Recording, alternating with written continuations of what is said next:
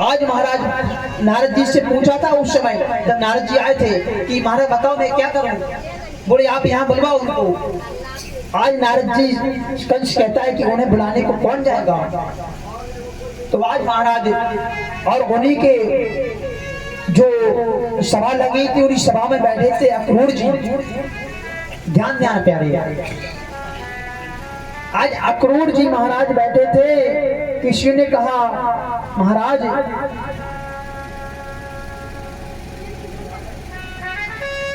आपके जो मंत्री है ना अक्रूर जी, उनसे अच्छा आपको कौन मिलेगा। तो आज कंस ने अक्रूर जी को बुलाया है कि जाओ जाकर के कृष्ण और बलराम को ले आओ। अक्रूर जी ने मना किया, नहीं महाराज मैं नहीं जाऊंगा। सगे काका जी है भगवान के अक्रूर जी। आज महाराज अक्रूर जी ने जब मना किया तो कंस मारने को दौड़ा। तो महाराज अक्रूर जी को जब ज्ञान हुआ कि इस दुष्ट के हाथों मरने से अच्छा है कि भगवान के हाथों मरे। क्यों?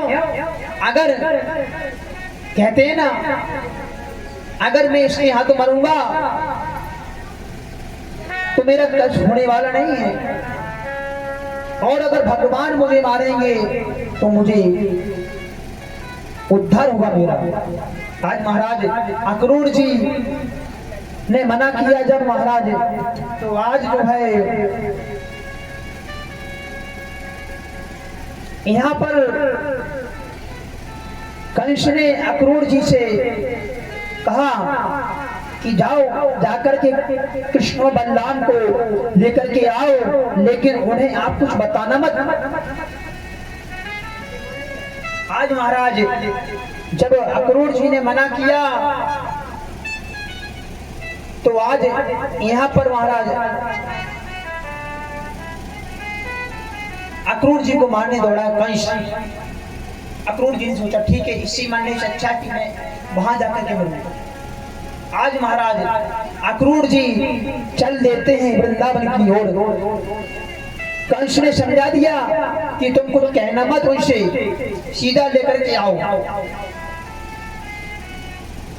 आज महाराज कंस को पहले तो अक्रूर जी ने समझाया कि महाराज आप किसको बुला रहे हो, जो स्वयं आपका काल है? आज महाराज सुंदर श्लोक आया है भागवत में, मनोरधानि करोत युज्येर्जनौ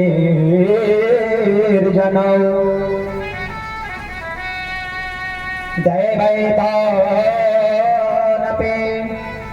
युज्यते हर्षशोकाभ्याम् तथाप्यायाम करोमि ते। राजन सोचा तो तुमने अच्छा ही है, लेकिन मैं ये नहीं कह सकता हूँ कि यहाँ बुला करके तुम उनको मारोगे या वो तुमको मारेंगे, ये तो भगवान ही जाने। लेकिन अगर आप कह रहे हो ना तो मैं जाने से मना नहीं करूंगा। क्यों? कि ये मेरा तो आज अगर मेरी मृत्यु है तो मुझे कोई रोक नहीं सकता। क्यों? कुछ चीजें ऐसी भगवान के हाथ में होती हैं। हान लाभ जीवन मरण जर अवजज विधि हाथ। कहते हैं ना परमात्मा को अगर आपको हानि करानी ही है तो हानि ही होगी, लाख प्रयास कर लो। कुछ चीजें हैं ना कि आपको स्वयं करनी होती हैं, जैसे भजन, भोजन, मरण और लगन। भजन क्या होता है? भक्ति, पूजा। आप अगर स्वयं करोगे ना तभी आपको फल प्राप्त होगा इसका, ध्यान देना। पूजा आप स्वयं करोगे तभी आपको प्राप्त होगा फल उसका। और दूसरा नंबर होता है भोजन। जैसे कि आपको लगी भूख और नौकर से जाकर के कहो जाओ जाकर के भोजन करके आओ, तो आपको उसका फल नहीं मिलेगा। क्यों? आपने भोजन किया ही नहीं है। भजन और भोजन। दूसरा होता है लगन। लगन यानी शादी विवाह इत्यादि। आज हमारे विवाह भी कई प्रकार के होते हैं। पहले होते वेद मंत्रों के साथ विवाह होते थे, आज तो हमारे विवाह भी कई प्रकार के होते हैं।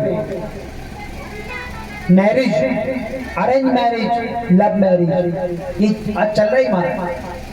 क्यों? माता पिता ने बच्चों को पढ़ाने भेजा है बाहर, कि बाहर जाकर के मेरा बेटा कारोबार करेगा, पढ़ेगा लिखेगा, बड़ा आदमी बनेगा। और महाराज वहां जाकर के बालक की, बच्चे की या बच्ची की जाकर के महाराज जो मार्गदर्शन है ना वो भटक गया। जब बच्चा बालक अपना जो है बाहर जाता है ना तो वो फ्री हो जाता है, वहां पर कोई उसको देखने वाला नहीं है। कहते हैं ना बिना मालिक की गाय होती गाय, वो कहीं भी किसी भी खेत में जाकर के चलती है। ध्यान रखना, जिस व्यक्ति के कोई देख रेख को नहीं होता वो महाराज बिना डर के रहते। क्यों? अब महाराज कोई बच्चा या बच्ची जो आपने बाहर गई पढ़ने को और वहां जाकर के महाराज वो दिशा भूल गई और वहां महाराज उसने कर दिया विवाह इत्यादि है। आज महाराज माता पिता की इच्छा थी कि हमारा बेटा पढ़ कर के आएगा, बड़ा आदमी बन करके मैं इसकी शादी करूंगा। आज महाराज माँ बाप के सोच को, माँ बाप की इच्छा को आज के नौजवान युवा पीढ़ी मट्टी में मिला रहे हो महाराज। क्यों? कितनी आकांक्षाएं रहती हैं बच्चे पर अपने माँ बाप को, हमारा बच्चा पढ़ेगा लिखेगा, बड़ा आदमी बनेगा, इसका विवाह इत्यादि करेंगे।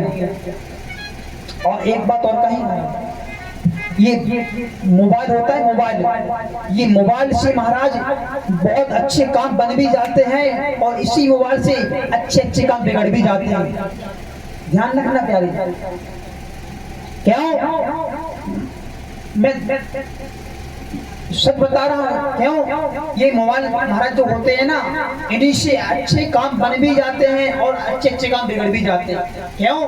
मैं एक बात आपसे कहूँ, ये जितने भी मोबाइल है ना, कभी भी ध्यान रखना, मैं प्रार्थना करूं जब तक आपकी बच्चियों का विवाह ना हो, ध्यान रखना, देखो कोई बुरा न मानना, ये साथ से बोल रहा हूँ, जब तक आपके बच्चों की बेटियों के हाथ पीले ना हो महाराज, विवाह ना हो, जब तक ये मोबाइल आप अपने बच्चियों को मत देना। क्यों? एक माता पिता की सोच होती है कि हम अपने बच्चों के पीले हाथ करेंगे और ये मोबाइल के माध्यम से महाराज आज महाराज उनके पीले हाथ नहीं हो पाते हैं, पहले ही वो अपने माता पिता का काला चेहरा करके फरार हो जाती हैं। ये महाराज ये हमारे जो सब परिवार होते हैं उनके नहीं कह रहा, हमारे जो अलग प्रकार के होते हैं, माफ करना अगर किसी को बुरा लगा हो। क्यों? ये सच की बात है महाराज, हमारे आपके आकांक्षा हृदय की भावना होती है, मैं अपनी बेटी का विवाह करूंगा, पुत्र का विवाह करूंगा। और महाराज कहते हैं ये मोबाइल जितने भी होते हैं ये बड़े काम बिगाड़ रहे हैं। क्यों? हमारे आपके सपने हैं कि मेरी एक बेटी है, एक पुत्र है, मैं इनका अच्छा विवाह करूंगा। जब महाराज हमारी बेटी कुछ गलत करके महाराज ऐसा करती, कितना ठेस लगता है माँ बाप के सीने पर। उस समय महाराज हमारे आपके महाराज कितना ठेस लगता है महाराज।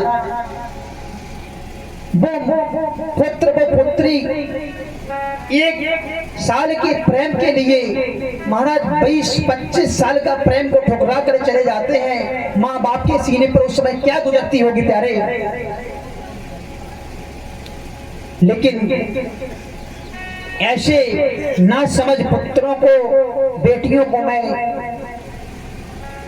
बता रहा हूं, देखो भाइयों बहनों, ऐसा गलत कदम मत उठाना कि जिसके कारण आपके माँ बाप का, आपके परिवार का सर नीचा हो।